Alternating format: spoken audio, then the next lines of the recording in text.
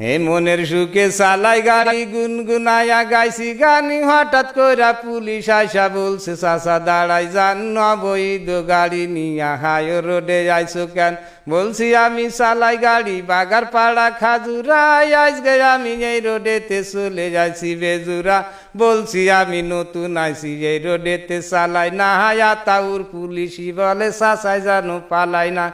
বলছি আমি মিজান স্যার মাফ করে দেন একটা বাড়ি আমি হলাম বাগার পাড়ার প্যান কোম্পানির ডিএ স্যার বলছে তখন মাফ করিব টাকা লাগবে 3000 বলছি আমি আর আসবো না আজকে আইসি বাইসেন্স বলছে তখন বের করো তো ড্রাইভারি লাইসেন্স এই পুলিশ কি বোঝে না হয় এই গাড়ির কি কাগজ হয় না বুঝারও ভান করে কেন বুঝতে কারো বাকি নাই গাড়ির নামে মামলা দিবে আমারে দেখাইছে ভয় দিশে বিশে না পাইয়া ডিলারকে করেছি ফোন ডিলার সাহেব ফোন করিয়া পাঠাই দিল আর একজন নেতা গো তার কোনো কথা তারা নাকি মানবে না স্বরাষ্ট্রমন্ত্রী আসিলেও গাড়ি নাকি ছাড়বে না